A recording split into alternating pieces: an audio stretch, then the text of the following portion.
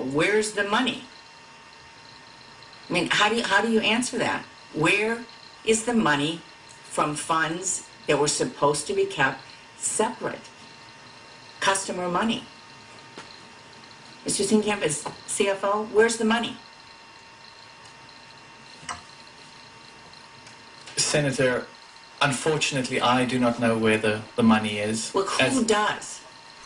Well, Senator, I wasn't, part of my job was not to approve transfers of client funds. It was not to be involved in the process of client funds. Well, I have a copy of the Inspector General Act here in front of me, and it says, among other things, that it's your responsibility to conduct and supervise audits and investigations relating to the programs and operations of your agency. That's correct. So I'm asking you if your agency has, in fact, according to Bloomberg, extended $9 trillion in credit, which, by the way, works out to $30,000 for every single man, woman, and child in this country.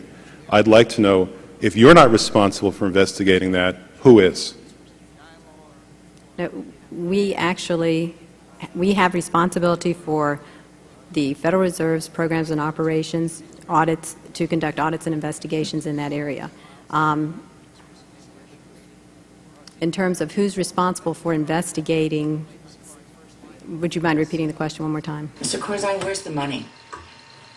Senator, enormous numbers of transactions were taking place in those very final We're days. talking about events that started unfolding 8 months ago. Have you reached any conclusions about the Fed expanding its balance sheet by over $1 trillion since last September? We have not yet reached any conclusions. Do you know who received that money? For the, we're in the process right now of doing our review, and Right, but you're the Inspector General. My question to you specifically is, do you know who received that $1 trillion plus that the Fed extended and put on its balance sheet since last September? Do you know the identity of the recipients? I do not know. We have not looked at that specific area. Mr. Liddy, you said before that there's 20 or 25 people who are involved in the credit default business. What are their names, please? I don't have their names at my disposal, sir. Well, I'm sure you remember a few of the names. I mean, they did cause your company to crash. You know, I've been at the company, as you know, for 6 months.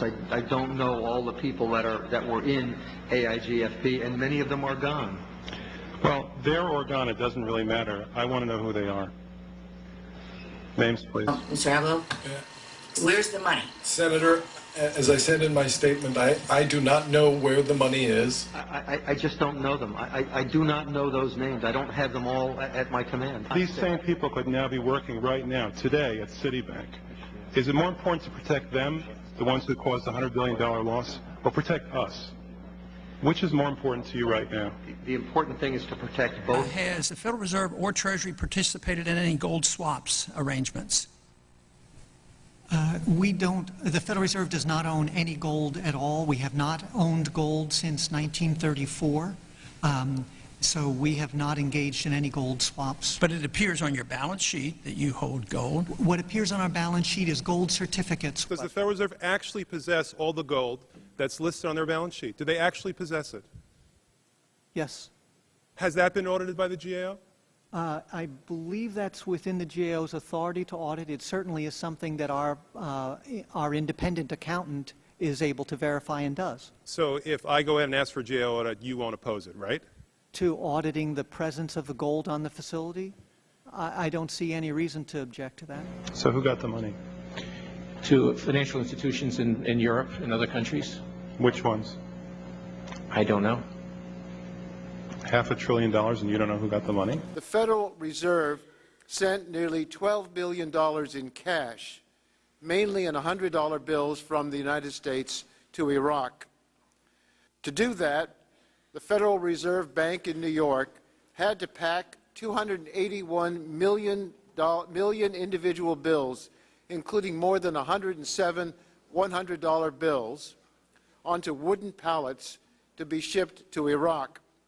The cash weighed more than 363 tons and was loaded onto C-130 cargo planes to be flown into Baghdad.